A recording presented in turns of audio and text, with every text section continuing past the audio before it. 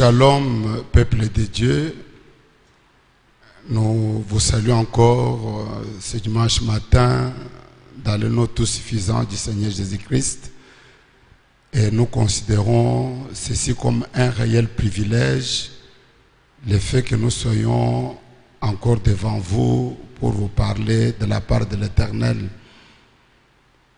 Nous savons que les temps sont tellement durs, nous passons par beaucoup de choses, mais la parole de Dieu passe avant toute chose. Et en elle, nous avons la consolation, en elle, nous avons la solution, en elle, nous avons tout ce dont nous avons besoin. Et comme au commencement était la parole, nous croyons qu'avec la parole, nous serons bénis tout au long de la route. Et quand la parole avait été faite chair, elle rencontrait tous les besoins du peuple. Était-il malade? La guérison était avec Jésus. Ils avaient faim, ils pouvaient multiplier les pains et les poissons. Si le vin arrivait à manquer, ils pouvaient changer l'eau en vin. Je crois qu'il fera la même chose pour vous. Parce que quand on ne sait plus regarder ni à droite ni à gauche, ni devant ni derrière, il reste une direction. Selon Luc 21, la Bible dit, quand ces choses commenceront à arriver, redressez votre tête parce que votre rédemption est proche. Ce matin, nous allons prendre pour notre lecture dans l'Ancien Testament le premier livre de Rois, en son chapitre 17e, et nous commencerons au verset 1er. 1 Roi, chapitre 17, verset 1 à 16. Élie le Tishbite, l'un des habitants de Galade, dit à Akab, l'Éternel est vivant, le Dieu d'Israël dont je suis le serviteur. Il n'y aura ces années-ci ni rosée, ni pluie, sinon à ma parole. Et la parole de l'Éternel fut adressée à Élie en ces mots, pars d'ici, dirige-toi vers l'Orient et cache-toi près du torrent de Kérit qui est en face des Jourdain. Tu boiras de l'eau du torrent et j'ai ordonné aux corbeaux de te nourrir là. Il partit et fit selon la parole de l'Éternel et il alla s'établir près du torrent de Kérit qui est en face du Jourdain. Les corbeaux lui apportaient du pain et de la viande le matin et du pain et de la viande le soir et il buvait l'eau du torrent. Mais au bout d'un certain temps, le torrent fit à sec car il n'était point tombé de pluie dans le pays. Alors la parole de l'Éternel lui fit adresser en ces mots, lève-toi, va à Sarepta, qui appartient à Sidon, et demeure là. Voici, j'ai ordonné à une femme veuve de te nourrir. Il s'éleva et il alla à Sarepta. Comme il arrivait à l'entrée de la ville, voici, il y avait là une femme veuve qui ramassait du bois. Il l'appela et dit, va me chercher, je te prie, un peu d'eau dans un vase afin que je boive. Et elle alla en chercher. Il l'appela de nouveau et dit, apporte-moi, je te prie, un morceau de pain dans la main. Et elle répondit, l'Éternel ton Dieu est vivant, je n'ai rien de cuit. Je n'ai qu'un peu, une poignée de farine dans un pot et un peu d'huile dans une cruche. Et voici, je ramasse des morceaux de bois, puis je rentrerai et je préparerai cela pour moi et pour mon fils. Nous mangerons, après quoi nous mourrons. Élie lui dit, ne crains point, rentre, fais comme tu l'as dit, seulement prépare-moi d'abord avec cela un petit gâteau et tu me l'apporteras. Tu en feras ensuite pour toi et pour ton fils. Car ainsi parle l'Éternel, le Dieu d'Israël. La farine qui est dans le pot ne manquera point, et l'huile qui est dans la cruche ne manquera point, jusqu'au jour où l'Éternel fera tomber de la pluie sur la face de la terre. Elle alla et elle fit selon la parole d'Élie, et pendant longtemps, elle eut de quoi manger, elle et sa famille, ainsi bien qu'Élie. La farine qui était dans le pot ne manqua point, et l'huile qui était dans la cruche ne diminua point, selon la parole que l'Éternel avait prononcée par Élie le prophète. Que Dieu ajoute des bénédictions à la lecture de sa précieuse parole. Nous allons incliner la tête pour un mot de prière. Et pendant que je vais parler à Dieu, si vous avez un besoin, pensez à votre besoin. Croyez que Dieu répond à la prière. La prière est l'arme la plus puissante. C'est le seul canal donné à l'homme afin d'atteindre Dieu et d'avoir ses faveurs. Prions le Seigneur. Éternel des armées, Dieu Tout-Puissant, quel privilège nous avons encore ce matin, Seigneur, d'être comptés parmi les vivants, de nous asseoir et de pouvoir écouter ta parole. Combien auraient voulu avoir cette occasion? Combien donneraient tout ce qu'ils ont, Seigneur de gloire, afin de vivre une minute de plus sur la terre? Or la vie, nul n'a le droit sur elle, nul ne peut l'acheter ni par l'argent, ni avec l'or, ni avec la popularité, ni avec le pouvoir, ni avec les armes, Seigneur. C'est pourquoi les grands et les petits meurent, les riches et les pauvres meurent, les saints et les pécheurs meurent, parce que la vie appartient à toi seul. Mais s'il t'a plu de nous donner cette occasion pour pouvoir faire encore un jour sur la terre, nous désirons nous recommander à toi, écouter tes instructions, afin que la vie, Seigneur, que nous allons mener, puisse amener la gloire, l'honneur à ton Saint-Nom, et faire que toute la terre reconnaisse que tu as un peuple sur la terre. Il est écrit que ta parole est esprit et vie. L'espère, pendant que nous allons essayer de parler, que la vie qui est dans la parole soit transmise à ton peuple, et que le Saint-Esprit béni puisse rendre chacun capable d'exprimer ta volonté et de te révéler au monde. Parce que l'Esprit est vie, que ton Esprit domine, Seigneur, et que la pensée de Christ habite avec plénitude dans quiconque sera en contact avec ce message. Bénis les Écritures que nous venons de lire. Père, nous pouvions arrêter simplement après cette lecture, parce que nous croyons que ta parole est toute suffisante, qu'elle en est la puissance de la transformation et qu'elle est elle-même une réponse à tous nos besoins.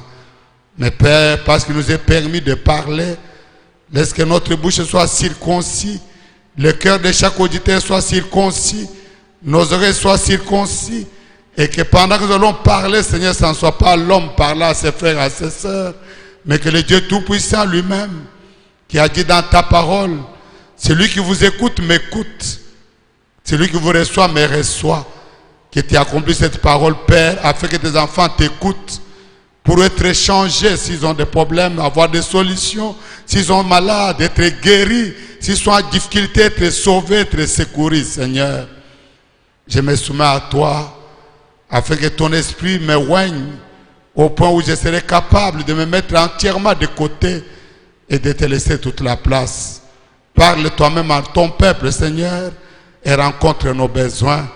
Nous le demandons avec foi au nom de Jésus-Christ et pour la gloire du Père. Amen. Amen. Gloire à Dieu. Nous sommes heureux que le Seigneur nous ait donné ces privilèges encore ce matin, alors que nous sommes spirituellement en un temps semblable à celui décrit dans notre péricope, dans la lecture que nous venons faire dans la parole.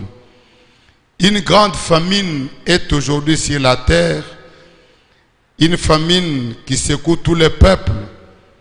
Et le peuple de Dieu affamé et assoiffé est en train de se livrer à toutes sortes de choses. Elle est en train de chercher comment trouver du pain, comment manger, comment se rassasier. Je ne parle pas du pain de farine de froment, je parle du pain de la parole qui donne la vie. Et pendant que les gens ont tellement soif, les églises sont fermées, le temps devient très dangereux parce que maintenant partout, tout le monde a droit au chapitre. Les médias qui donnent la parole à n'importe qui, et celui qui parle dit n'importe quoi. On ne se soucie pas qui dit quoi. Est-ce qu'il en a la qualité? Est-ce qu'il est qualifié? Est-ce que ce qu'il dit est vérifiable? Non, c'est comme avec le coronavirus, où vous trouvez toutes sortes de déclarations, toutes sortes de publications, toutes sortes de choses qui sont postées à l'internet. À tel point qu'une femme, dernièrement, après avoir gobé toutes ces choses, sans discernement, elle a pris le tangawizi, elle a purgé ses enfants, et trois d'entre eux sont morts. C'est le temps dans lequel nous sommes. Je suis en train de me demander, devant quel chaos nous allons nous retrouver quand tout ceci sera terminé, alors que les enfants de Dieu étaient exposés à toutes choses, à toutes sortes de prédications, à toutes sortes de déclarations, à toutes sortes de propositions. C'est un temps vraiment terrible. Je crois qu'il y aura beaucoup de morts spirituelles. Il y aura beaucoup de gens qui ne sauront plus où aller ni quoi faire. Mais nous croyons que Dieu, dans sa grâce, il va nous garder, il va nous protéger, il va nous aider. Aujourd'hui, chacun, comme je l'ai dit, bavarde comme il veut. Chacun a ses adeptes, chacun a ses admirateurs, chacun dit ce qu'il veut. Et ce que nous disons, même nous les hommes de Dieu, c'est tellement opposé, tellement en contradiction les uns les autres, qu'on se demande, mais qu'est-ce qui ne va pas? Celui-ci va dire, Dieu m'a dit, l'autre dit, Dieu m'a dit. Ce que Dieu a dit au premier est différent de ce que Dieu aurait dit au deuxième. Ce qu'on a dit au troisième n'a rien à voir avec le quatrième. Et chacun prétend conduire les gens au ciel. Oui, ça se comprendrait, mes frères bien-aimés, s'il y avait plusieurs ciels. S'il y avait autant de ciels qu'autant d'églises, autant de ciels qu'autant de prédicateurs, autant de ciels qu'autant autant de ministres de Dieu, ça se comprendrait. Mais il n'y a qu'un seul ciel. Et s'il n'y a qu'un seul ciel, et que nous disons les choses comme nous les disons, comme nous les voyons, il doit y avoir quelque chose qui ne va pas. Il n'y a pas plusieurs cieux, il n'y a qu'un seul ciel, et il n'y a qu'un seul Dieu. Nous devions faire attention à ces choses.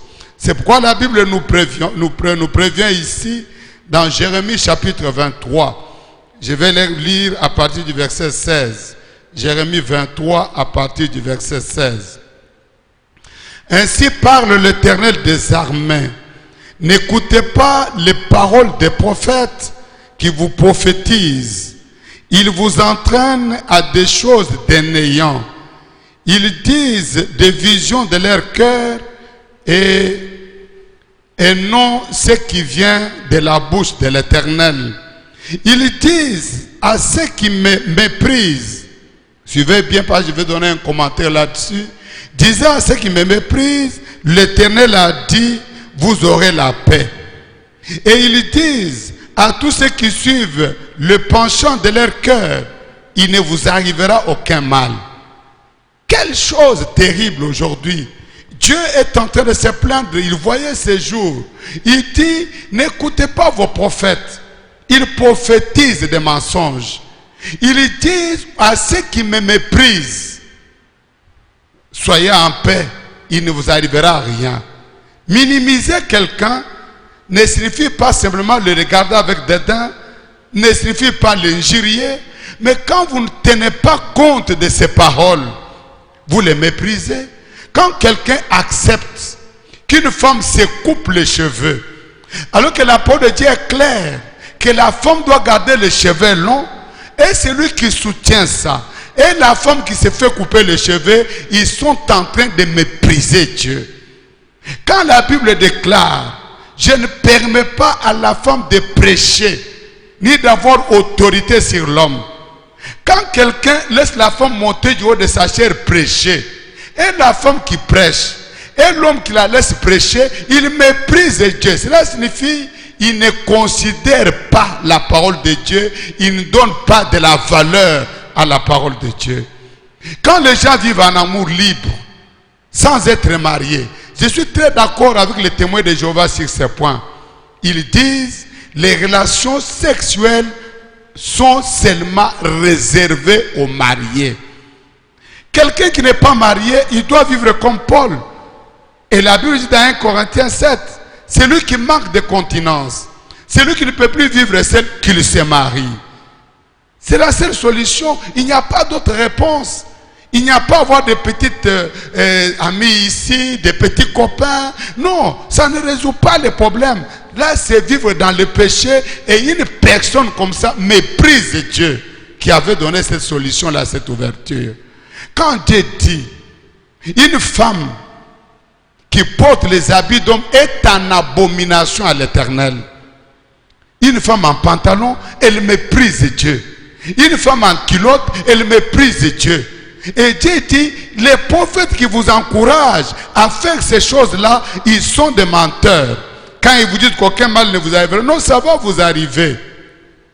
Qui donc a assisté au conseil de l'Éternel pour voir, pour écouter sa parole? Qui a prêté l'oreille à sa parole et qui l'a entendu? Voici la tempête de l'Éternel. La fureur éclate. L'orage se précipite. Ils font sur la tête de méchants. Continuez à mépriser Dieu. Le coronavirus, ça ne sera pas la fin. D'autres fléaux vont venir à cause du mépris que vous avez de la parole de Dieu. Nous avons la parole entre nos mains, nous la récitons, nous la prêchons aux gens, mais nous ne voulons pas l'appliquer. Nous négligeons cela et Dieu dit, vous me méprisez à cause de cela. Vous ne m'écoutez pas. Je vous ai donné ma parole pour en vivre. Non pas seulement pour la chanter. Vous trouvez quelqu'un en train de chanter des psaumes, mais cette femme-là qui danse dans son groupe est habillée en culotte. Elle est habillée en pantalon. Elle est habillée en chemise. Et ça, Dieu dit, vous le méprisez. Que Dieu vraiment nous fasse grâce. Il dit qu'il y aura une tempête. Ne dites pas que rien ne va arriver. La tempête va arriver. La colère de l'Éternel ne se calmera pas jusqu'à ce qu'il ait accompli, exécuté les desseins de son cœur. Vous le comprendrez dans la suite des temps. Je n'ai point envoyé ces prophètes. Amen. Quiconque prophétise contrairement à la parole, quiconque enseigne contrairement à la parole, quiconque essaie d'expliquer la parole pour la faire dire autre chose. Dieu a dit, je ne permets pas à la femme de prêcher. Quand tu commences à expliquer, tu prends où il y avait des messagers. Les messagers, qu'est-ce que ça a à voir? Non, Joël, l'esprit sera sur toutes les chairs, vos filles vont prophétiser. Qui t'a dit que c'est ça que Dieu dit? La fin de ta prédication, la fin de ton enseignement, c'est pour dire aux gens que les femmes prêchent. Mais comment allez-vous maintenant relire le verset qui dit, je ne permets pas que les femmes prêchent? Vous allez sortir de ça de la Bible? Vous allez écrire une autre Bible? Non, la tempête, elle va venir. Elle va vous emporter, vous et ceux qui vous suivez. Enfants de Dieu, l'heure est venue où nous devons revenir à la parole. L'heure est venue où nous devons considérer simplement ce que Dieu dit.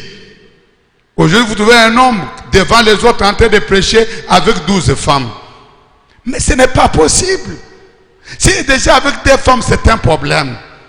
Et la Bible dit, il n'y a qu'un seul homme qui s'était séparé, qui avait pris une autre femme. C'était pour avoir la postérité qui était promise. Le seul qui l'a fait avec un bon sens, c'est Abraham. Tous les autres c'était seulement le sentiment, la convoitise de la chair. Je leur ai point parlé, ils ont prophétisé. Tout ce qui prophétise, contrairement à la parole, ils n'ont pas été envoyés par Dieu. S'ils avaient assisté à mon conseil, ils auraient dû faire entendre mes paroles à mon peuple et le faire revenir de leurs mauvaises voies, de la méchanceté de leurs actions.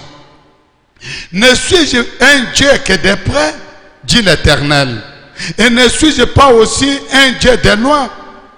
Quelqu'un se tiendrait-il dans le lieu caché sans que je le voie? Dit l'Éternel.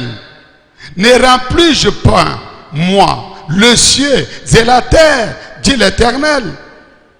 J'ai entendu ce que disent les prophètes, qui prophétisent en mon nom le mensonge, disant, j'ai eu un songe, j'ai eu un songe.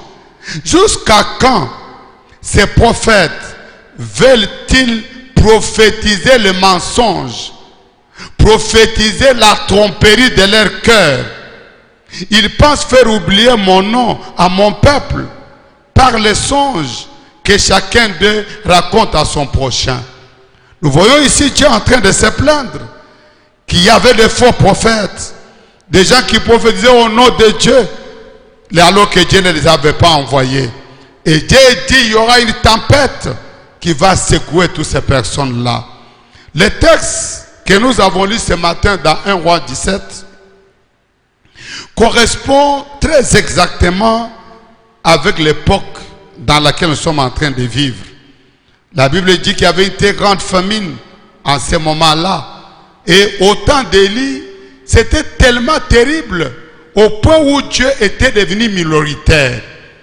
Il y avait dans un petit pays comme Israël, 40 km de largeur sur 400 km de long, il y avait 950 faux prophètes.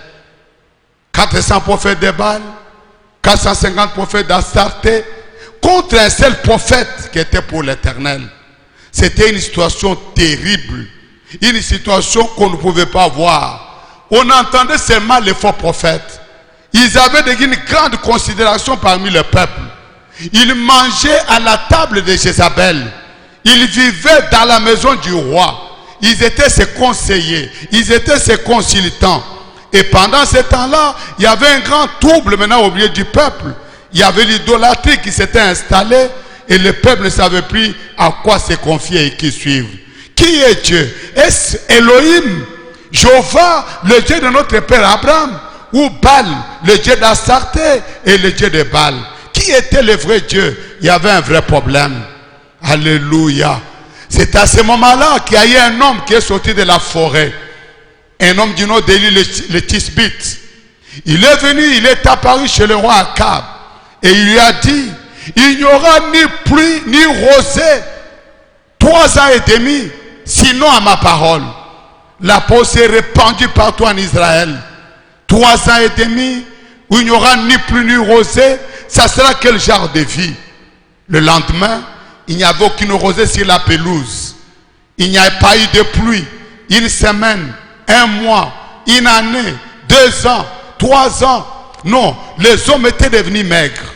Les bêtes mouraient de faim. Les oiseaux du ciel mouraient de faim. Tout était vraiment détruit à cause du péché du peuple que Dieu avait réprimandé. Mais pendant que la parole de Dieu était en train de s'accomplir et qu'il y avait la sécheresse, dès qu'Élie était sorti de la maison d'Akab, après avoir prophétisé sur Israël, la voix de l'Éternel lui dit, va au torrent de Kérit, tiens-toi là, je vais te nourrir. Tu boiras l'eau du torrent et je vais envoyer les corbeaux qui vont t'amener du pain et de la viande le matin et le soir. Oui, notre Dieu est toujours Jéhovah Jireh, le même Dieu d'Abraham, qui pouvait amener le bélier sur la montagne. Quand tout deviendra sombre, obscur, quand il n'y aura plus de marché où aller, quand il n'y aura plus de viande à manger, des poissons à acheter, des riz à acheter, Dieu est capable, comme il avait fait avec Élie, de vous envoyer un corbeau avec la viande avec du poisson. Je ne sais pas d'où la viande venait. D'où ces corbeaux trouvaient-ils du poisson et du pain chaque jour. Mais dès qu'Élie était arrivé au torrent de Kérit, peut-être qu'il était tellement essoufflé après un long voyage, il s'est mis à s'abreuver.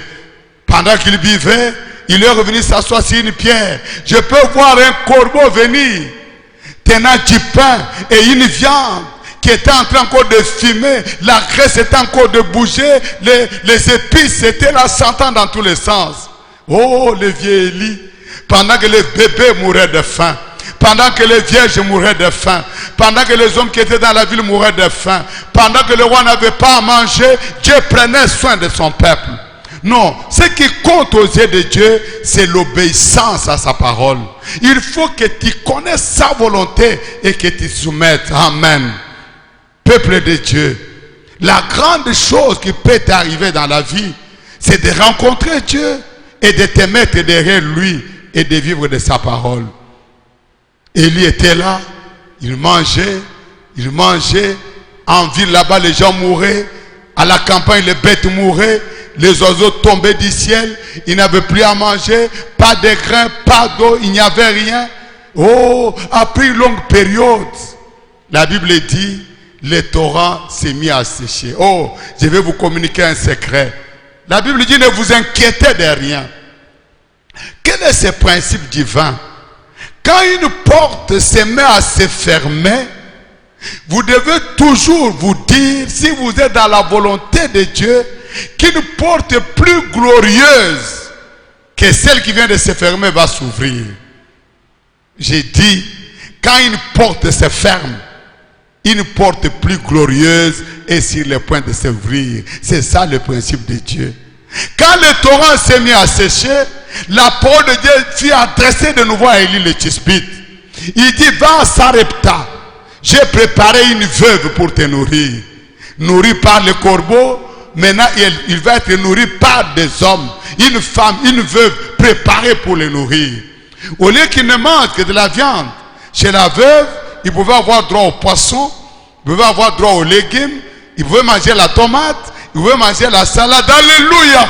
Pourquoi? Parce que Dieu, quand il ferme une porte, c'est qu'il prépare une porte plus glorieuse. Si Dieu te fait partie d'un emploi, là où tu gagnais $1000, il ne peut pas, si tu es correct, payant tes dîmes et tes offrandes, servant Dieu de tout ton cœur, quand la porte de $1000 se ferme, une porte de $10 000, $20 000 est prête à s'ouvrir. Tu dois seulement t'attendre à Dieu, ouvrir ton cœur et croire dans ses principes divins. Alléluia. Oh, je veux que Dieu console quelqu'un ce matin. Dieu a bloqué cette voie-là parce qu'il y a une voie plus glorieuse. Il y avait Esaïe qui vivait dans la maison du prophète Osias. Il était bien, il était comme son conseiller. Mais le jour où Osias est mort, Esaïe est allé dans le temple. C'est ce jour-là qu'il a vu le vrai roi.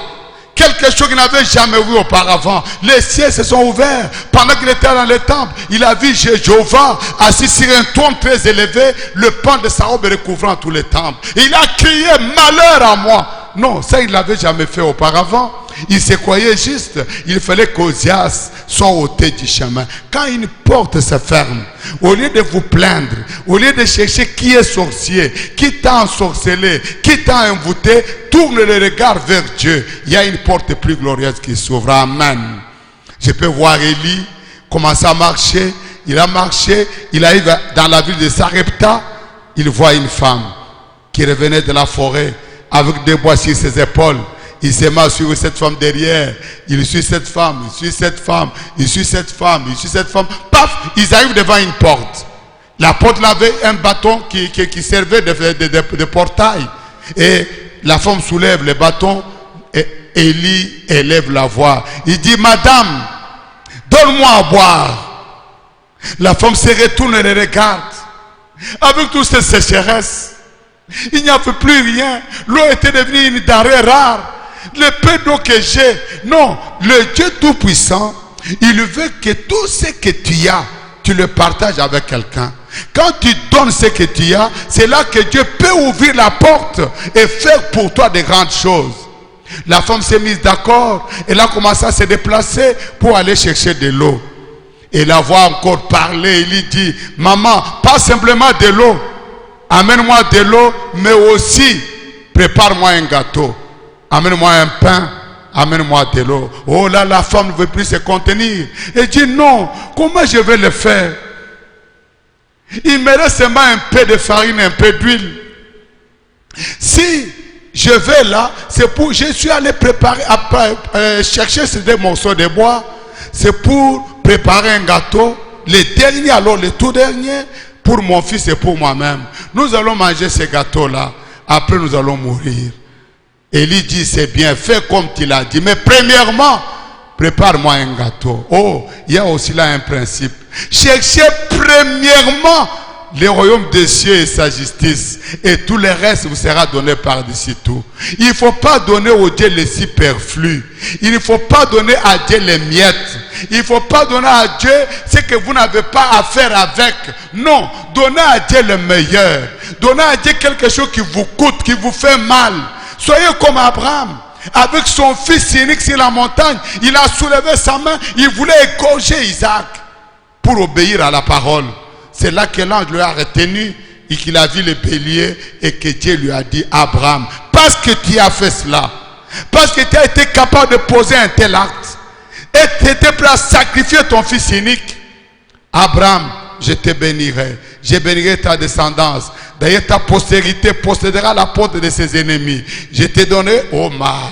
Si vous voulez que Dieu se mette à parler, à déverser les bénédictions en abondance, donnez-lui l'essentiel, donnez-lui le meilleur de votre temps. Vous les jeunes gens, donnez à Dieu votre jeunesse. Vous les jeunes filles, donnez à Dieu votre virginité. Dites-moi ici, je vais rester comme ça pour honorer Dieu, pour honorer sa parole, pour honorer l'église. Quand vous donnez le meilleur de vous-même, c'est alors que Dieu vous donne le meilleur. Alléluia. La femme a accepté, elle est partie. Pendant qu'elle voulait maintenant traverser les cieux de sa porte, une voix a parlé alors, comme la voix d'un tonnerre. Elle a entendu ce que chacun de vous aimerait entendre ce matin. Elle a entendu la voix dire, ainsi dit le Seigneur, toi qui es malade, c'est la parole dont tu as besoin ce matin. Toi qui as des problèmes, c'est la parole dont tu as besoin ce matin. Toi qui es lié, c'est une telle parole, pas la parole d'un homme, pas la parole d'un pasteur, pas la parole d'un président ou d'une église, mais entendre-les, ainsi dit le Seigneur. Oh, la voix dit, ainsi dit l'Éternel, la farine ne manquera pas dans ton pot, et l'huile ne diminuera pas dans la cruche, jusqu'à ce que le temps favorable soit arrivé. Et la Bible dit, ils sont restés comme ça. La femme a nourri Élie, elle s'est nourrie elle-même, elle a nourri tout le monde, jusqu'à ce que la saison favorable fût venue. Oui, bien-aimés frères, le temps dans lequel nous sommes, c'est juste comme ce temps-là. Il y a une grande famine sur la terre. Je ne parle pas de la famine causée par le coronavirus, à cause du confinement, où les choses commencent à manquer sur le marché. Je parle d'une autre famine. Amos chapitre 8, je vais commencer à partir du verset 11. Amos 8, 11, pour vous annoncer cette écriture. La Bible dit, voici les jours viennent, dit le Seigneur l'Éternel, où j'enverrai la famine dans le pays, non pas la disette du pain et la soif de l'eau, mais la faim et la soif d'entendre les paroles de l'Éternel. Ils seront alors errants d'une mer à l'autre, du septentrion à l'orient. Ils iront ça et là pour chercher la parole de l'Éternel et ils ne la trouveront pas. Alléluia. Les gens vont errer partout. Ils vont aller d'église en église, de ville en ville, d'endroit en endroit pour chercher la parole de Dieu. Ils ne vont pas la trouver. Ils vont trouver les paroles des hommes. Ils vont trouver les pensées des hommes. Ils vont trouver les analyses des hommes. Ils vont trouver les enseignements des apôtres, les enseignements des pasteurs, les enseignements des prophètes. Mais où est la parole qui sort de la bouche de Dieu pour communiquer au peuple? Dans quelle saison le peuple est en train de vivre? Qu'est-ce qui est en train de se passer? Qu'est-ce qui va encore venir? Qu'est-ce qu'on doit attendre? Ils chercheront la parole sans la trouver.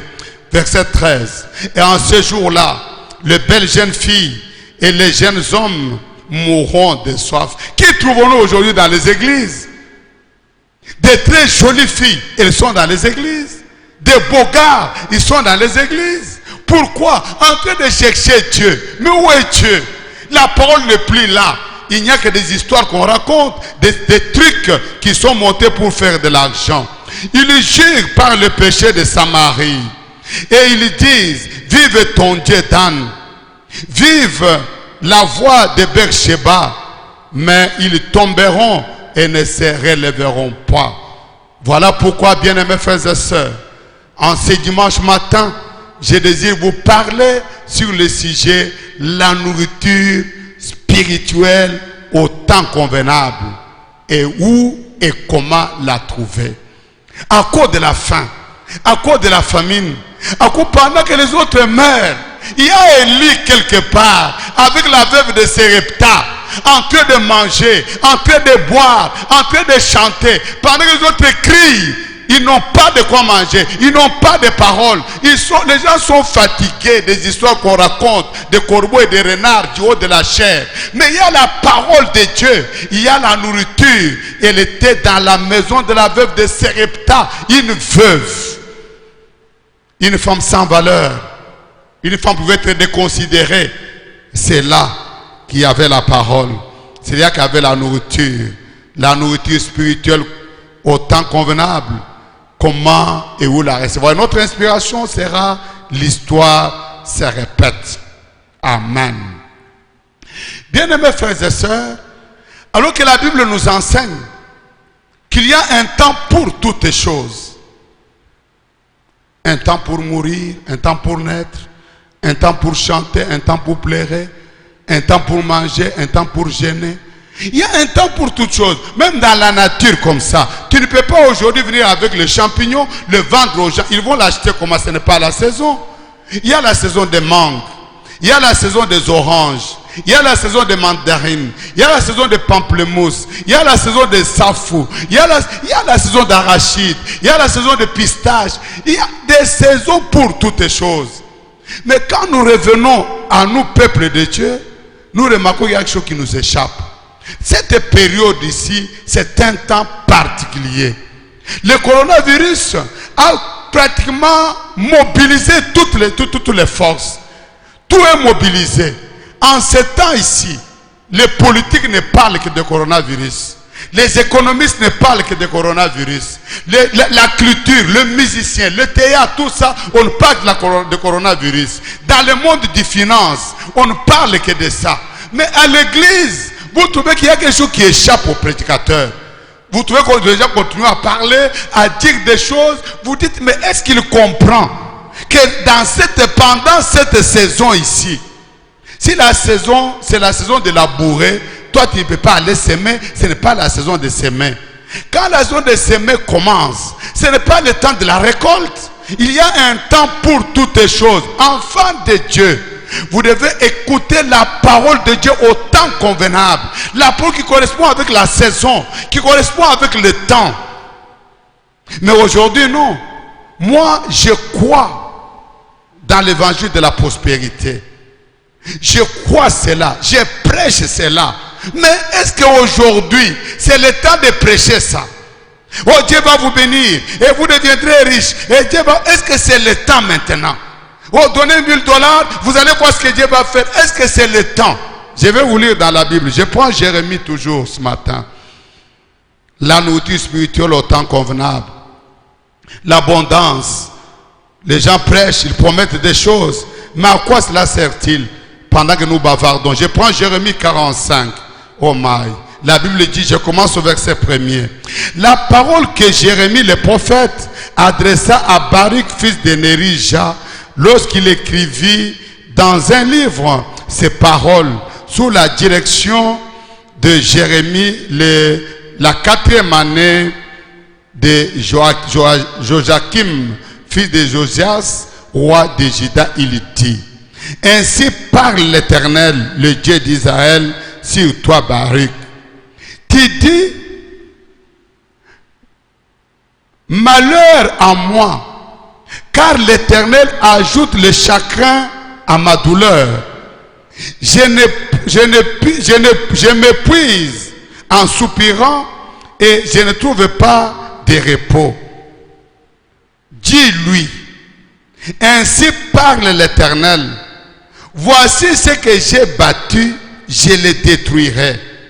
Ce que j'ai planté, je l'arracherai, savoir tous ces pays.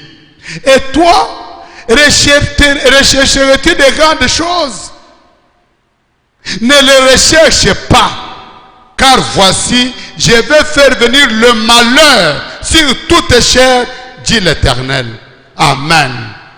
Dieu dit à Baruch, qui était le secrétaire de Jérémie, il se plaignait, il voulait l'abondance, il voulait la prospérité, mais il ne comprenait pas que ce n'était pas la saison, ce n'était pas le moment véritable, le moment convenable. Pendant qu'il se plaignait, Dieu dit à Jérémie, va dire à Baruch, voici tout ce qui est là, moi je suis sur le point de le détruire. J'ai détruit l'économie mondiale, j'ai détruit la finance mondiale, j'ai détruit les hommes, les bêtes, j'ai détruit tout. Tout est prêt maintenant pour être détruit comme du temps de l'autre, comme du temps de l'autre.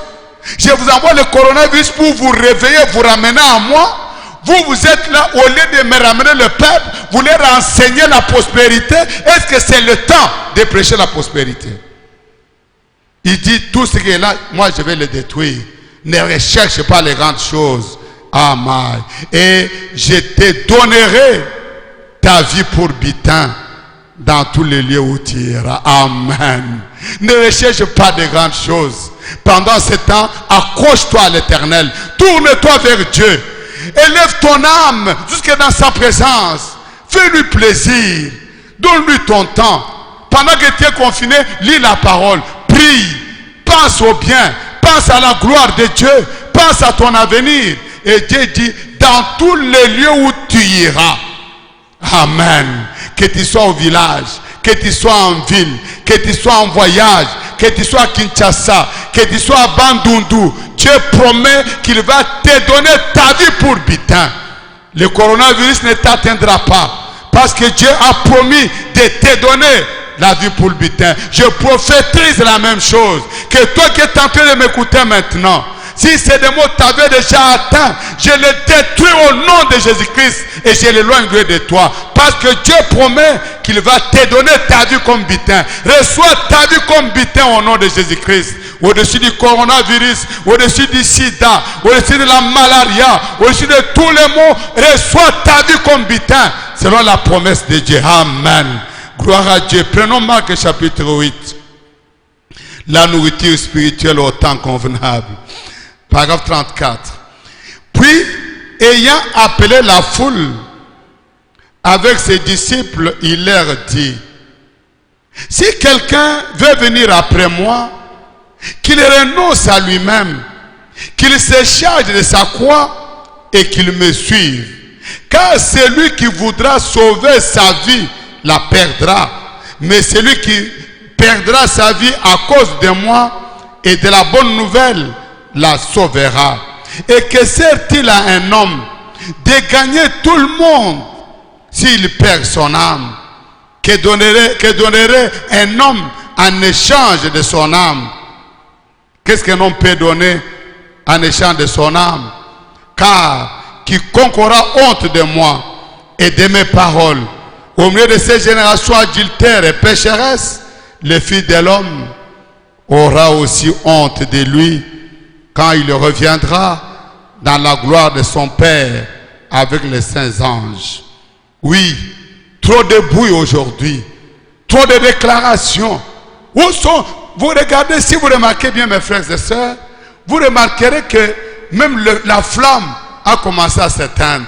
Les gens ont commencé à s'habituer. Non frère, quand on éteint la lumière, tout devient tout noir. Mais au bout d'un temps, les gens s'habituent aux ténèbres. Ils commencent à voir. Ce n'est pas que la lumière est venue. Les ténèbres sont toujours là. Le coronavirus est toujours là. Le danger est toujours là. La colère de Dieu est toujours là. Ne vous habituez pas avec ces choses. Arrêtons-nous et rentrons à l'Éternel. Les gens bavardants, donnant aux gens la nourriture qui n'est pas appropriée. Dieu connaît toutes choses. Avant la saison sèche, il nous donne certaines nourritures. À partir du mois de janvier, février, mars, il y a beaucoup de fruits, les oranges et autres. C'est pour que nous puissions nous emmagasiner suffisamment de vitamines pour pouvoir affronter la sécheresse.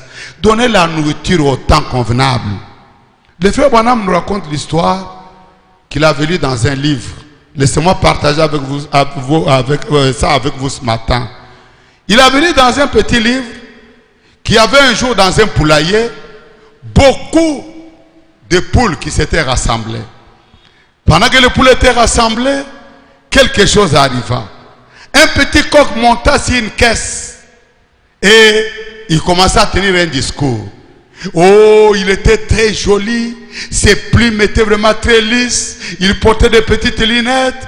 Il marchait en dandinant. Il faisait le tour comme aujourd'hui. Il montrait ses plumes comme nous aimons montrer nos habits, nos souliers et tout le reste. Oh man. Mais ça sert à quoi tout ça?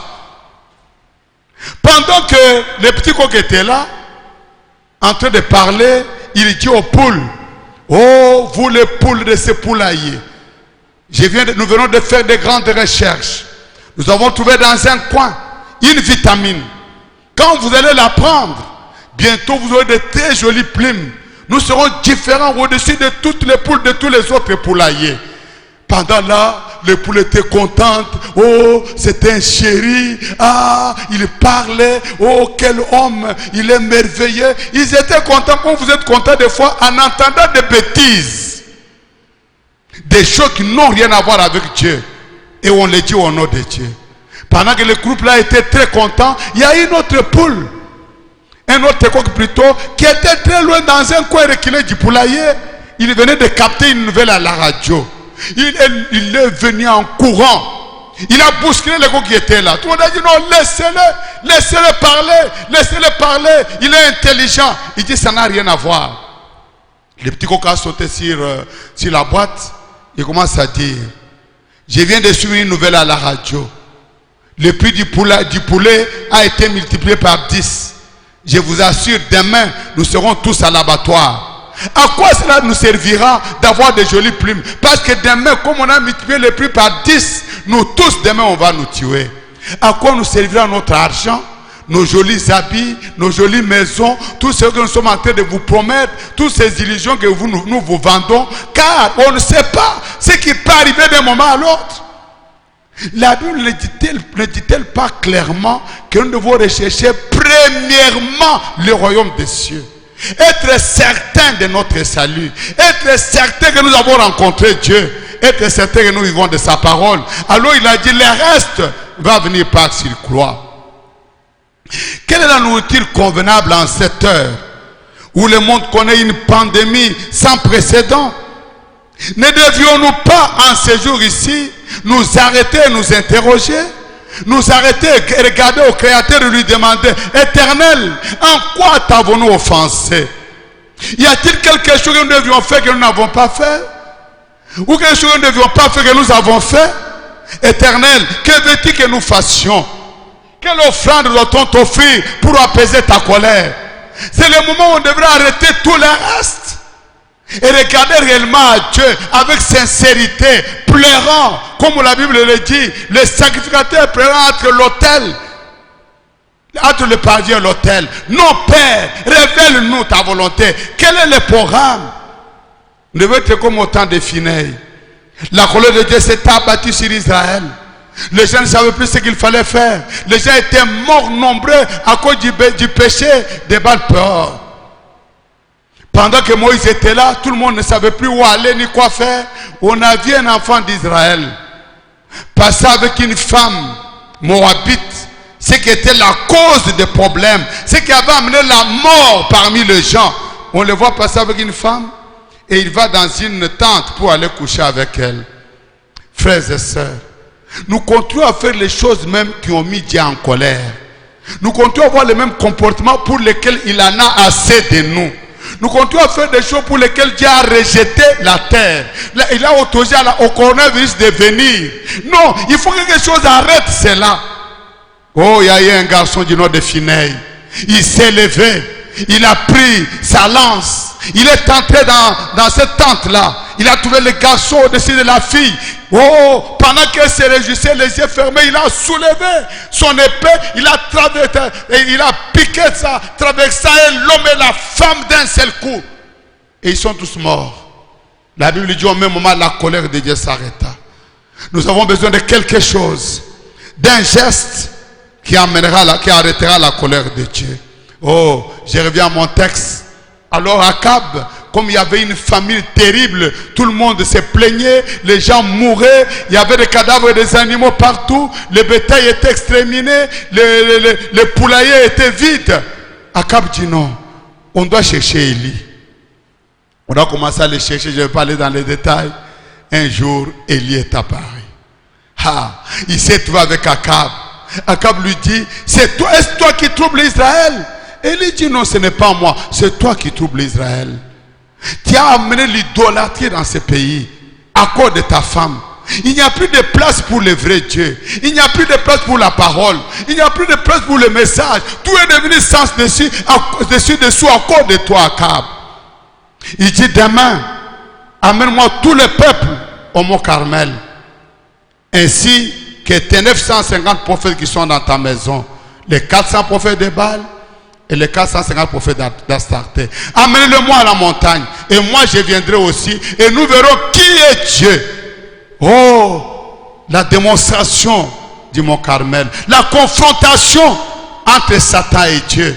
Le lendemain, oh, je peux voir les 450 prophètes d'Astarté, les 400 prophètes de Baal, habillés d'une manière somptueuse, avec des toges, avec des éphodes, avec tout ce d'histoire. Ils sont montés là à la montagne. Élie est arrivé, habillé d'une peau de bête. Il était arrivé, il les a regardés. Tout le peuple était là. C'est lui, et voilà. C'est à cause de lui que mon mari est mort. Regardez les sorciers, les vieux sorciers là. Les enfants meurent comme ça à cause de lui. Et les femmes meurent comme ça à cause de lui. Élie était calme. Il dit aujourd'hui, nous allons voir qui est Dieu. Pourquoi êtes-vous en train de balloter de part et d'autre? Aller à gauche, à droite, non. Si Dieu est Dieu, servez Dieu. Si Baal est Dieu, servez Baal. Oh, Bandundouville. Nous sommes le peuple le plus drôle que je n'ai jamais connu. Nous appartenons chacun à des églises. Mais qu'un homme arrive ici avec un liboquet, c'est tous nos croyants qui vont consulter le liboquet. Quelqu'un arrive ici avec une chaise, tout le monde va consulter la chaise. Tous les devins, tous les prophètes en dessous des arbres. Il y en a un qui était ici dans la ville. Il avait fait beaucoup de succès. Vous êtes allés le consulter. Je vais vous raconter son histoire. Un jour, ils sont allés dans une autre ville. Il a commencé à faire ses histoires. Les gens venaient, ils faisaient la divination. Non, les Mbikoudi font la même chose. Il fait les divinations, il fait les divinations. Alors il était fatigué à mort. Il avait fait beaucoup d'argent. Un autre jour, il ne pouvait plus se lever. Il est resté au lit. Il ne pouvait plus se lever. Alors, son assistant, son acolyte est venu. Non, prophète, les gens sont de Jésus. Non, ils sont nombreux, ils ne veulent pas partir. Il a dit, ça va. Il a sorti une petite histoire. La Bible n'est-elle pas suffisante pour qu'on recourt à des petites histoires comme ça? Il dit, tu prends ces choses, tu vas mettre sous ta langue. Va, tu vas prophétiser. Tu as mon autorisation, tu as ma bénédiction. Mais avec un petit truc en dessous de la langue. L'homme est parti. Toi, tu viens de Bokoro. Ta mère s'appelle comme ça. Ton père s'appelle comme ça. Tu as eu tes problèmes dans ta vie. 20 000 francs. Beaucoup d'argent. Il s'est retrouvé à la fin de la journée. Il avait fait des millions. Il a amené à son patron.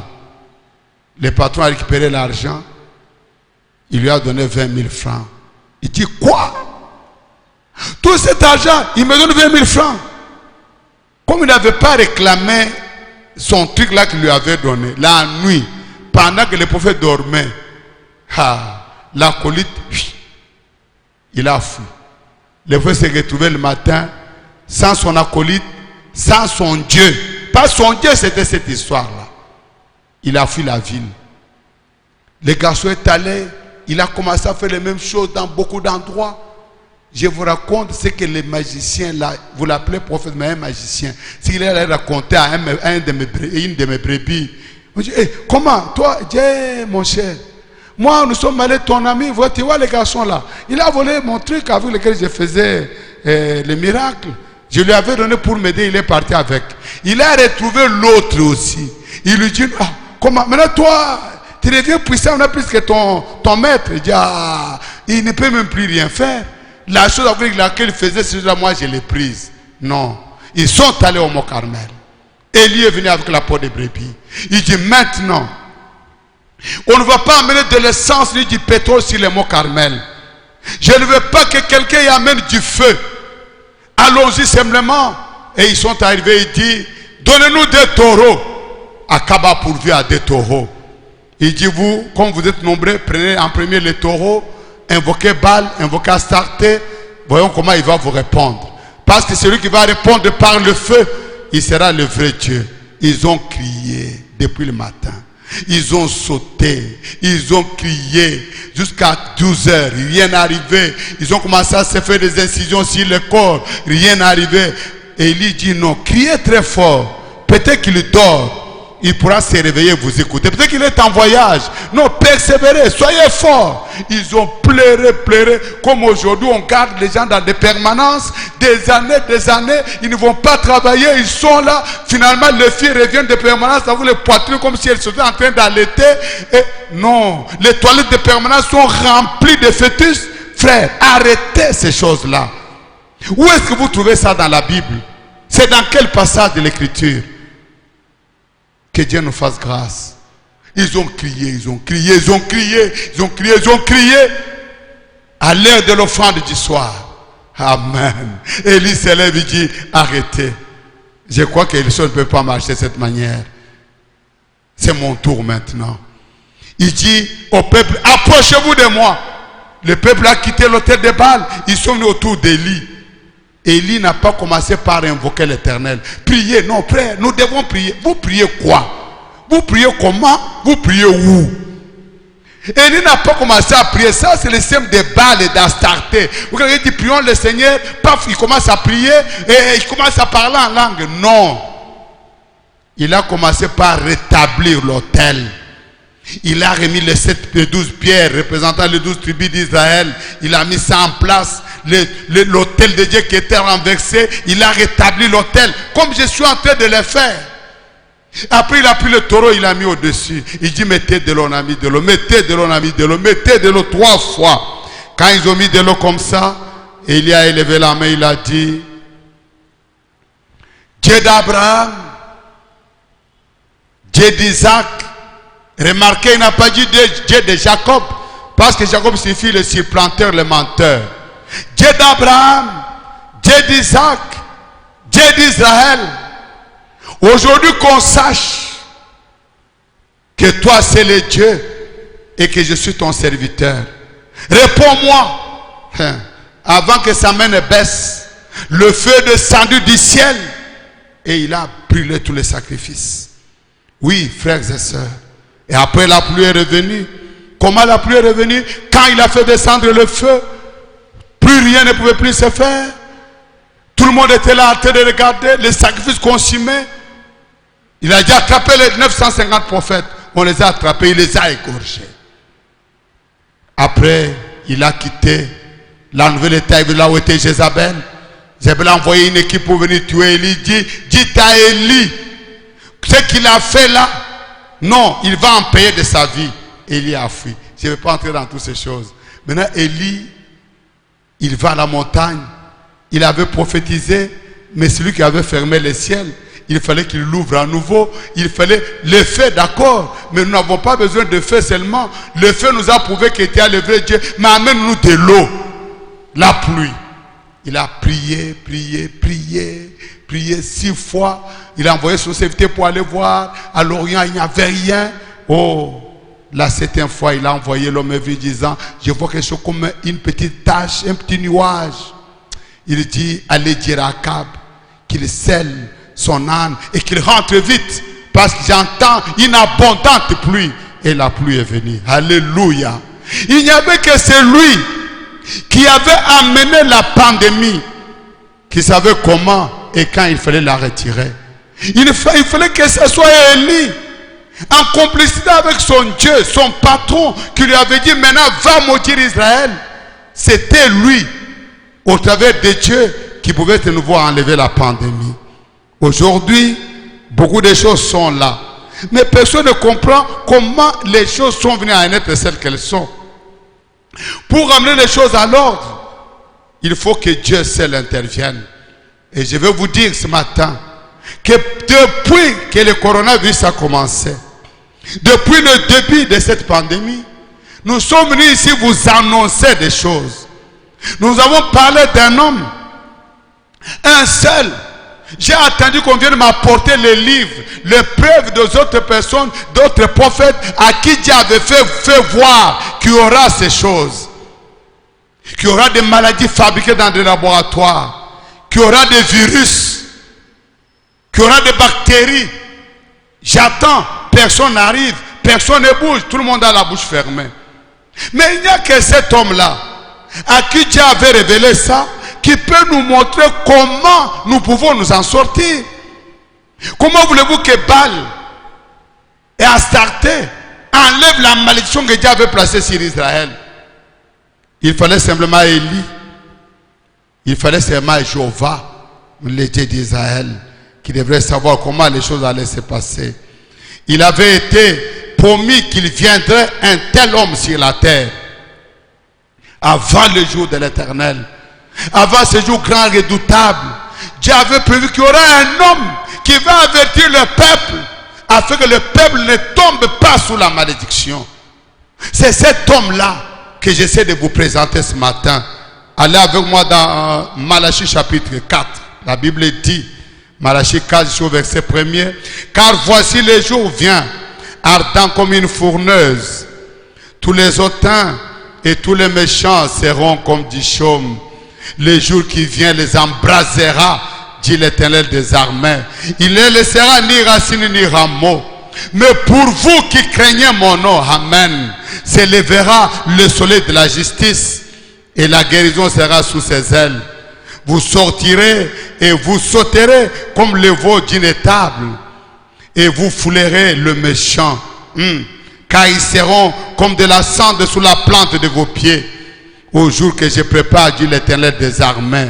Souvenez-vous de la loi de Moïse, mon serviteur, auquel j'ai prescrit en Horeb pour tout Israël des préceptes et des ordonnances. Dieu dit, il y a un jour qui vient. Mais avant que ce jour-là vienne, souvenez-vous de ce qui est arrivé en Israël. Vous allez marcher sur la cendre des méchants. Le monde va être secoué, détruit dans tous les sens. Mais souvenez-vous, quand Israël, je suis descendu pour leur parler dans Exode 20, ils ont écouté ma voix. Il n'y avait que des tonnerres, des éclairs. Ils ne voulaient plus m'écouter. Ils ont dit que Moïse nous parle. Oui, quand Dieu veut parler à son peuple, il suscite un homme, un prophète, à qui il donne la parole. Je ne parle pas de devin. Je ne parle pas de Kisoleka qui se fait aujourd'hui au nom de Dieu. Je parle d'un prophète qui peut se mettre là et voir le coronavirus venir, voir la pandémie venir et annoncer cela au peuple. Le peuple a dit que Dieu ne nous parle plus. Comment voulez-vous aujourd'hui, vous êtes là? Non, Dieu aussi doit nous parler. Il va vous parler comment? À Horeb, nous avions demandé que Dieu ne nous parle plus, qu'il parle à Moïse et que Moïse nous parle. Verset 5. Voici, je vous enverrai lire les prophètes avant que le jour de l'Éternel arrive. Ce jour grand redoutable. Il y a un jour grand redoutable.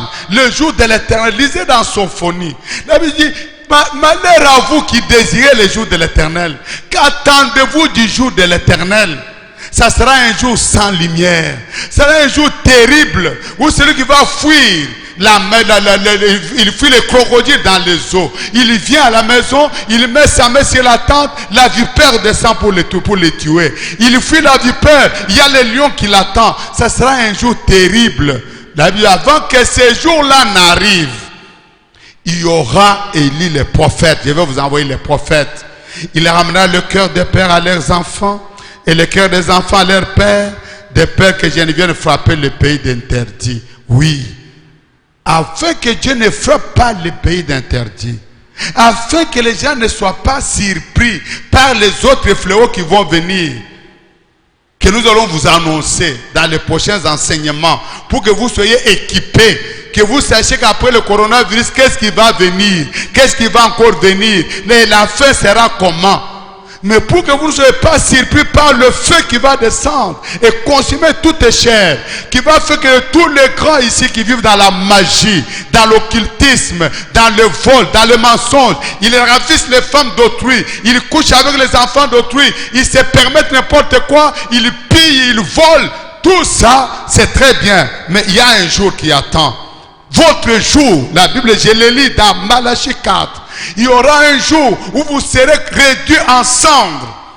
Nous marcherons sur la cendre des généraux, des ministres, des gouverneurs, des présidents, des apôtres, des prophètes, des pasteurs qui n'auront pas eu la crainte de l'Éternel dans leur cœur. Mais avant que ce jour-là n'arrive, Dieu doit envoyer un précurseur. Amen. Et tout ce qu'il fallait pour échapper à la colère, tout ce qu'il fallait pour nous préparer, ça a été placé sous forme de bandes de débauchure. Il y en a plus de 1200 qui sont dans les mains des gens qui circulent. Vous regardez, vous vous en moquez. Maintenant, quand je commence à vous lire le coronavirus là-dedans, vous dites, ah, c'était comme ça. Il y a d'autres choses qui sont là-dedans, qui vont aider le peuple à échapper. Et comment nous allons sortir d'ici? C'est Dieu qui lui avait dit de le faire. Écoutez un peu comment Dieu lui avait parlé à ce sujet.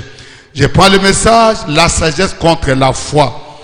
Dans son livre La sagesse contre la foi, prêché le 1er avril 1962, William Branham dit au paragraphe 79 ou 79. Maintenant, que faisons-nous? Qu'essayons-nous de faire ce matin? Suivre ce que le Seigneur a dit. Emmagasine la nourriture. Vous en aurez besoin l'un de ces jours. Emmagasine la nourriture. Mais à qui d'autre cela a été dit? Je pose cette question qu'on me dise. À qui est-ce qu'on avait dit d'emmagasiner la nourriture? Il fallait qu'il y ait la nourriture au temps convenable. Dieu dit à William Branham, emmagasine la nourriture. Vous en aurez besoin dans peu de temps. Dans son livre, c'est rangé du côté de Jésus. Du 1er juin 1962, il dit au paragraphe 103. Vous vous rappelez ce qu'étaient ces songes dont j'ai eu l'interprétation. Retourne et emmagasine la nourriture. Non, ne fabriquez pas des histoires. Dieu a envoyé un homme avec un message, avec une nourriture convenable pour chaque saison. Où était l'entrepôt? C'est ce tabernacle, son église. C'est là où il y avait l'entrepôt, il devrait emmagasiner. Où y a-t-il quelque chose de ce genre ici dans le pays ou n'importe où ailleurs qui serait comparable au message que nous avons? C'est où? C'est où? C'est dans quel coin? Non, tout le reste c'est seulement de la psychologie, de la science, de la pédagogie, les gens fabriquant des histoires. Mais où est-ce que Dieu a amené un homme avec une commission d'emmagasiner la nourriture pour nous avertir du coronavirus? Où irez-vous pour trouver cela? Montrez quelque part ce qu'on pourra comparer à cela.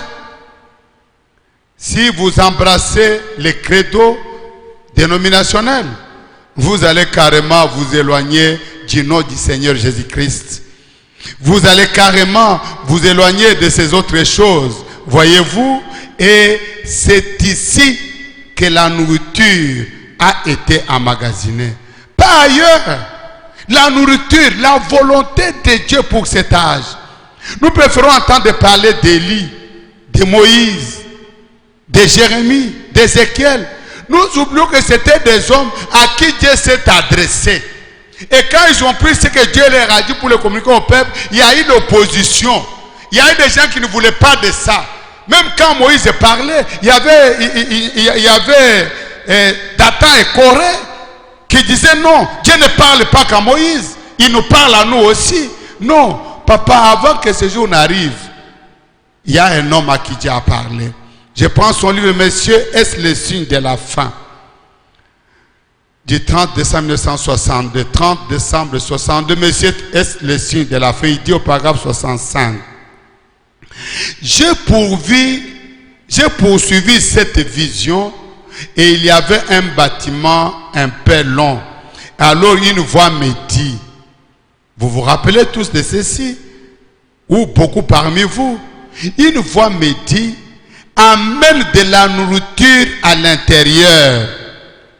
Emmagasine là. Le seul moyen de les garder ici, c'est de leur donner de la nourriture.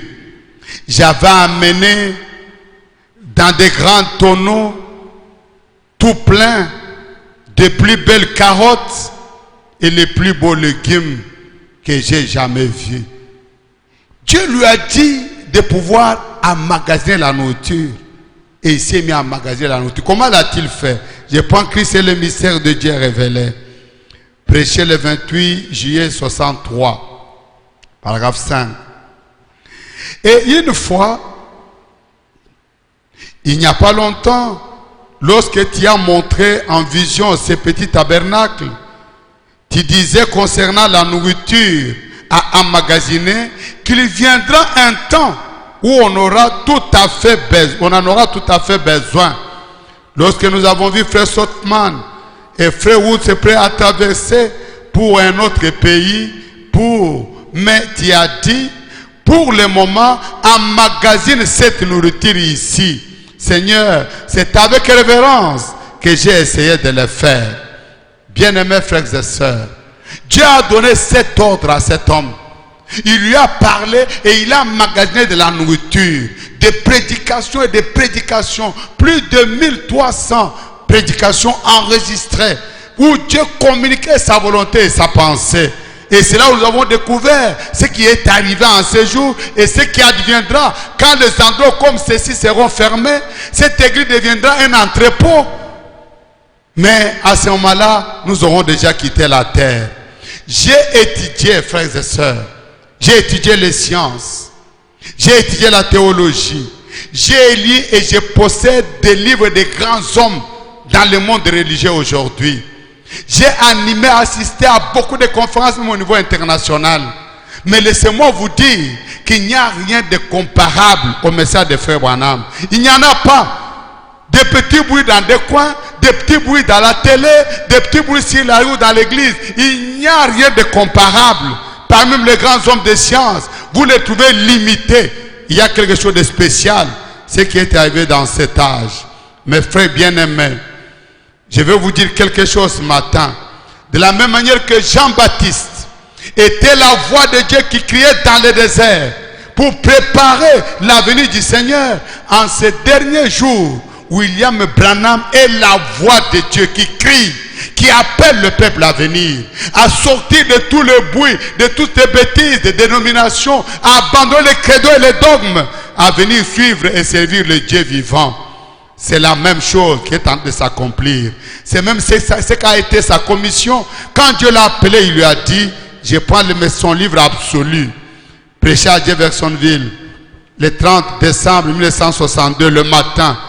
Il dit au paragraphe 163, oh, et je me rappelle, quand il est descendu là-bas, dans cette grande lumière, alors que je me tenais dans le fleuve en 1933, en juin, et qu'il a dit, comme Jean-Baptiste a été envoyé pour annoncer et préparer ma première venue, je t'envoie avec un message pour annoncer et préparer la seconde venue de Christ. Et il est allé dans le monde entier. Dieu est descendu pour lui amener cette commission devant plus de 400 personnes. Il est en train de baptiser dans l'eau en 1933 à la rivière Ohio. Quand il arrive à la 17e personne, les cieux se sont ouverts. Une grande lumière est descendue devant toutes ces personnes. Et la voix est sortie pour lui dire, De la même manière que j'avais envoyé Jean-Baptiste pour préparer, présenter ma première venue, je t'envoie avec un message pour présenter ma première venue, pour préparer et présenter ma seconde venue. Oh, il dit, et le message est allé dans le monde entier. Et maintenant, je crois qu'il est prêt à atteindre son point culminant final là-bas, pour produire une foi qui enlèvera l'Église dans la gloire. C'est la vérité. Et elle se trouve dans le message. Ces bandes que vous avez, ces brochures que vous minimisez, que vous ridiculisez, c'est là où il y a la foi de l'enlèvement. J'ai écouté des hommes de Dieu bavarder sur l'enlèvement. Des fois à la télévision, à la radio, vous écoutez, vous sentez qu'il y a un vide. Il n'y a rien. Parce qu'il y a quelqu'un qui a été commissionné pour préparer l'épouse. Il n'y avait pas tout le monde qui est parti chercher l'épouse d'Isaac. Il y avait un homme, Eliezer de Damas. Il n'y avait pas beaucoup de précurseurs de la première venue. Il y avait seulement un Jean-Baptiste. Il n'y avait pas beaucoup de gens pour annoncer le déluge. Il y avait seulement un Noé. Pourquoi voulez-vous que Dieu change? C'est pourquoi je vous dis que mon inspiration, c'est que l'histoire se répète. Le Dieu de la Bible ne change pas. Il est le même hier, aujourd'hui, éternellement. Il le reprend toujours de sa même manière. Il fait toujours les choses. Il choisit un homme. Il peut ne pas vous plaire.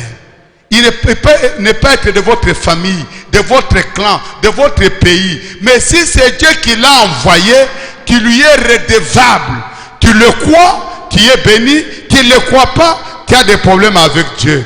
Oui, la foi de l'enlèvement qui est dans ces messages. Maintenant, peut-être vous êtes en train de vous dire, mais frère Ngandou, pourquoi tu nous parles comme cela? Est-ce que c'est nécessaire? Pourquoi tu nous dis des choses? Y a-t-il des raisons? Après que tu aies bien parlé d'Élie, maintenant tu commences à parler de Branham. Si du temps d'Élie, j'avais parlé d'Élie, personne n'allait me croire. Ils auraient voulu que je parle de Moïse. Si j'étais au temps de Moïse, on aurait voulu que je parle d'Abraham. Pourquoi? C'est parce que l'homme, dans sa nature, il loue Dieu pour ce qui a déjà été fait. Ah, ils étaient sortis de l'Égypte. Ah, ils ont traversé la mer Rouge. Ah, ils ont bu l'eau du rocher. Mais il loue aussi Dieu pour ce qu'il va faire. Oh, il y aura l'enlèvement et Dieu fera. Mais ce que Dieu est en train de faire sous les yeux des hommes, les hommes ne le voient pas. C'est pourquoi je suis venu vous parler de ces choses ce matin. La foi véritable, la foi de l'enlèvement est dans le message de William Branham. Il n'y en a pas ailleurs, qu'on ne te trompe pas. Il y a dans le message.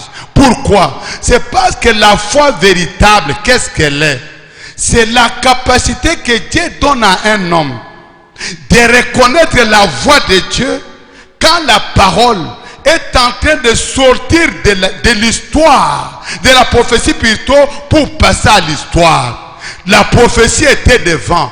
À un moment donné, on arrive là où était la prophétie et on doit quitter de la prophétie là pour entrer dans l'histoire. Ça devient quelque chose d'habituel, quelque chose que tout le monde doit prendre. Mais la foi, ce sont les hommes et les femmes qui, au moment de cette transition-là, où la prophétie sort du livre, se révèle d'un corps et il passe dans l'histoire. C'est quand la parole qui parlait de la voix qui criait dans le désert sort du livre, révèle la peau, appelée Jean-Baptiste. La foi de Dieu, c'était croire en ça. La foi véritable, c'était croire quand Jésus de Nazareth marchait, que le prophète dont Moïse avait parlé, c'est qui était une prophétie, une promesse dans la Bible. Elle a quitté la Bible, elle est devenue un homme. Après ça, ça devient de l'histoire. Quand ça devient de l'histoire, tout le monde le croit. Au temps de Noé, il n'y avait que 8 personnes qui étaient entrées dans l'arche. Aujourd'hui, toute la terre, toutes les églises croient et parlent de Noé. Pourquoi les églises du temps de Noé n'avaient-ils pas cru? Au temps de Jean-Baptiste, il n'y avait que 6. Pourquoi tous les autres n'avaient-ils pas cru? C'est parce qu'au moment où la prophétie est en train de quitter le livre et révèle un corps humain pour passer à l'histoire, les élus sont choisis là. Ils sont marqués et mis à part. Quand c'est passé, tout le monde vient. La viande fraîche, c'est pour les aigles. Alléluia! La Bible dit, là où sera le corps, là s'assembleront les aigles. Quand les aigles viennent avec une viande, un caribou, une girafe qui vient d'être tuée, ils mangent la chair fraîche. Quand ils quittent, Les charognards viennent, les renards, les corbeaux, tout le monde, même les prostituées, même les musiciens commencent à chanter. Tata Noah Fungula Tokota. Mais quand Noah était là, pourquoi est-ce que vous n'entriez pas? La même chose, quand nous serons partis d'ici, vous parlerez de ces choses de la bonne manière. Pourquoi est-ce que j'en parle, peuple de Bandundu? Je parle de ces choses afin que vous n'ayez pas d'excuses. Je n'aimerais pas que quelqu'un aille dire devant le trône de Dieu, vous me condamnez, mais on ne m'avait jamais appris ça. On ne m'avait jamais dit ça. J'avais seulement ce qu'on disait dans notre église, que ces gens-là adorent un homme, ces gens-là prient un homme, ces gens-là ne lisent pas la Bible. Est-ce que toi tu connais la Bible? Tu l'as étudiée où? Tu la connais comment? Non, ces gens-là, vous savez, ils exagèrent. Ces gens-là, c'est tout ce qu'on avait. Et même ne parlaient pas. Aujourd'hui, j'en parle. Dieu vous a envoyé un homme, un prophète, celui qui pouvait voir le coronavirus, celui qui pouvait voir beaucoup de choses. Je vais vous en parler d'un de ces jours, en vous lisant des preuves anciennes, pas des choses qu'on fabrique aujourd'hui. Je vous en parle, frère, parce que du temps où Jésus a été crucifié, quand Pilate est venu avec lui devant les enfants d'Israël, pourquoi ont-ils choisi Barabbas? Ils pensaient que Jésus était un farceur. Ils étaient sincèrement en erreur. Pour eux, ils croyaient que Jésus n'était pas ce qu'il disait être. C'était un aventurier comme les autres. C'était un charlatan. Cette chose-là passera. Mais c'est juste quand il mourait, maintenant qu'ils se sont dit, ah, cet homme était le fils de Dieu. Les gens qui étaient à la croix. Quand il sort de la tombe, ah, cet homme était le fils de Dieu. C'était trop tard. Je ne veux pas qu'il en soit de même pour vous. Je ne veux pas qu'il en soit trop tard un jour. Je veux que maintenant, pendant que vous avez encore du temps, quand vous avez encore la possibilité, que vous puissiez choisir la place de Christ, que vous puissiez choisir le sang de Jésus, vous êtes recouverts de la grâce du Seigneur. Peut-être que nous sommes en erreur. Frère Ngandou, tu peux être en erreur. Je peux être en erreur, c'est vrai. Si je suis en erreur et que toi tu as raison, gloire à Dieu. Et si ce n'était pas ça? Est-ce que tu as eu le temps de t'asseoir? Est-ce que tu ne peux pas te faire ta propre opinion? Faut-il que quelqu'un vienne te dire ce que tu dois faire? Non, tu n'iras pas devant Dieu en disant je suis ici parce que ma mère m'avait dit, je suis ici parce que mon père m'avait dit. Non, tu as le libre arbitre. Tu as la possibilité de choisir tout ce que tu veux faire de ta vie et de la parole. Laisse-moi raconter une histoire pendant que je termine. Il y a aux États-Unis ce qu'on appelle la statue de la liberté. Elle est à New York, c'était un don du gouvernement français qui avait été fait aux États-Unis, la statue de la liberté. Vous avez une grande femme qui tient un flambeau, elle est tellement grande, le bâtiment mesure une vingtaine de mètres de longueur, de hauteur plutôt.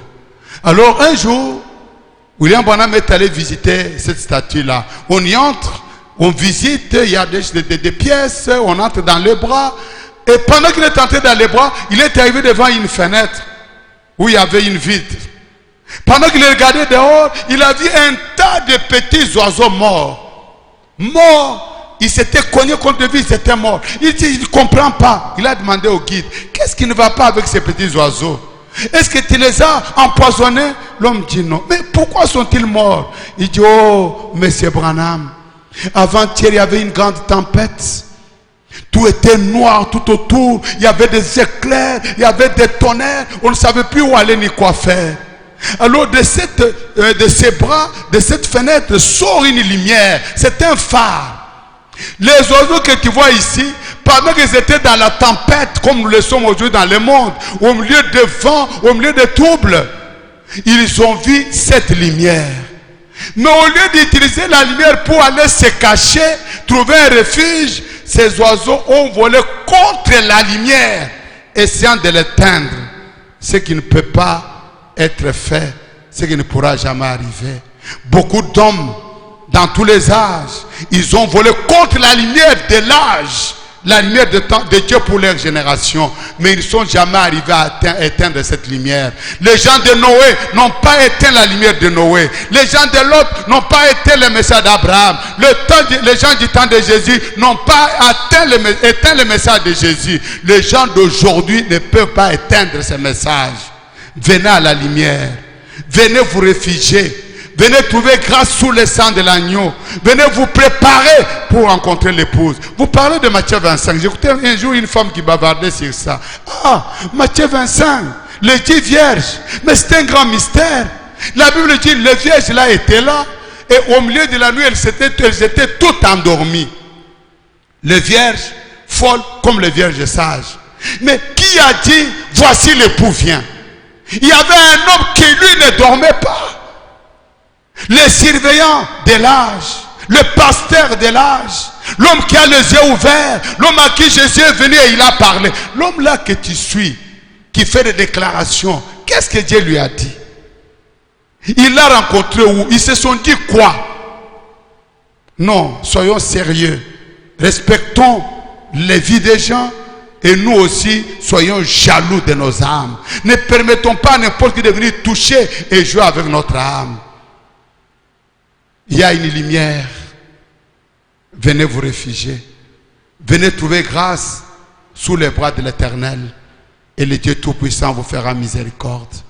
Pendant que nous parlons de ces choses, il y a une nourriture au temps convenable. Nous ne parlons pas des choses qu'on a chauffées, réchauffées, chauffées, réchauffées. Non, non, non, non, non, non. Il y a une nourriture fraîche. Nous ne parlons pas de la prédication boîte de sardines. Des boîtes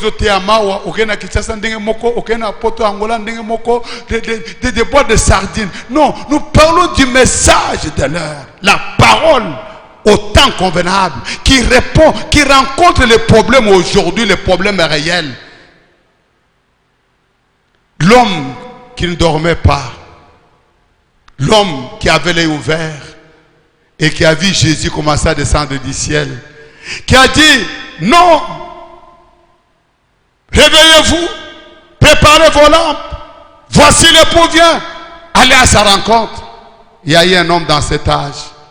Cet homme, c'est William Marion Branham, à qui Dieu a dit à la rivière, de la même manière que Jean-Baptiste est venu préparer ma première venue, je t'envoie avec un message pour le faire. Si c'était Dieu qui l'avait dit, tu auras des problèmes à la fin de ta vie. Malgré ce qu'on te raconte, malgré ce que tu essaies de faire. Si ce n'était pas Dieu, tu auras raison, tu pourras continuer. Mais prends le temps de t'arrêter. Après avoir écouté ceci, ne va pas plus en besogne, ne va pas plus consulter les gens, ne va pas rapidement faire des déclarations. Arrête-toi, va dans un coin et dis à Dieu, Seigneur, qu'est-ce que cet homme a essayé de me dire? Qu'est-ce qui est vrai dans tout ce qui est dit là?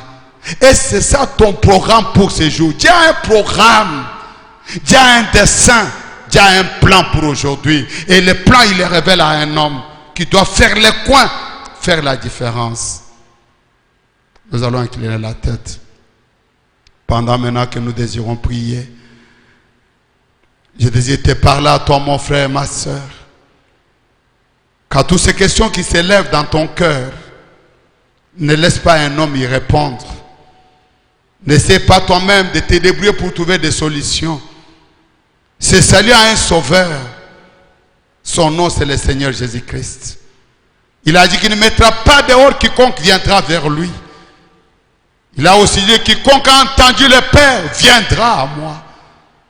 Si tu avais entendu le Père, si tu étais une de ces étoiles qui criaient dans Job 38, quand l'Éternel criait, créait le ciel et la terre, tu reconnaîtras la même voix aujourd'hui. Dis à Dieu, Seigneur, que veux-tu que je fasse? Et il te le dira. Parce qu'il est vivant, parce qu'il continue à parler, il te parlera. Dieu bien-aimé, tant de Père divin, nous avons essayé de placer un message difficile devant tes enfants, afin d'ôter tout prétexte de leurs mains, ôter tout prétexte de leur vie, et leur donner l'occasion, Seigneur, de faire un choix. Maintenant, Seigneur, la situation est entre leurs mains. Ils sont comme devant l'arbre de la mort, de la connaissance, de la mort et de la vie, et devant l'arbre de la vie. Aide-le, Seigneur, à choisir la vie. Aide-le à choisir ton programme, Seigneur. Aide-le à reconnaître qui t'y a envoyé. Parce qu'il est dit dans ta parole que l'œuvre de Dieu, ce n'est pas construire des bâtiments, prêcher, monter, descendre. Ta parole nous dit que l'œuvre de Dieu, c'est de croire en celui qui l'a envoyé. Oui, Père, tu as envoyé William Branham.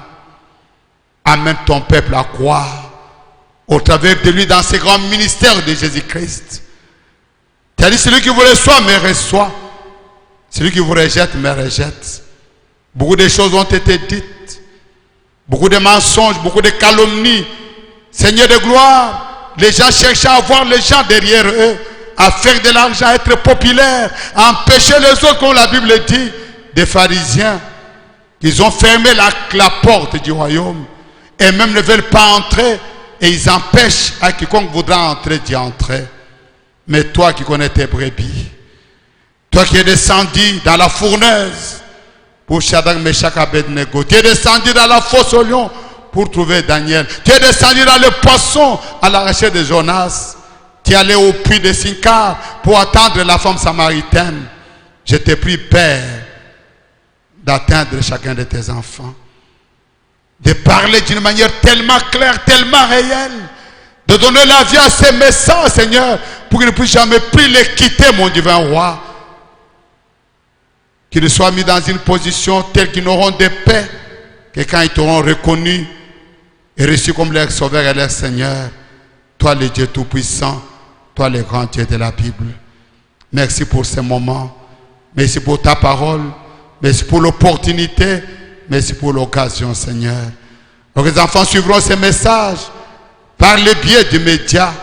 Je te prie d'être là, Seigneur, pour entrer en scène, pour donner la vie à la parole et pour donner la vie à ceux qui étaient déjà morts. Que la mort quitte leur corps au nom puissant de Jésus-Christ. Que chaque démon qui les hante soit neutralisé, Seigneur. Que ce soit dans le domaine professionnel, pour les embrouiller, les tourmenter, je les condamne et je les chasse au nom de Jésus-Christ. Sois l'ennemi de leurs ennemis, l'adversaire de leurs adversaires. Et que ta droite triomphante te révèle qu'aujourd'hui tu es toujours Dieu et que tu as toujours un peuple. Laisse que pendant que le monde crie, pleure, Seigneur de gloire, qui est toujours un torrent de kérites, des corbeaux amenant dans la nourriture à tes enfants, qui est une veuve à Sarepta, Seigneur.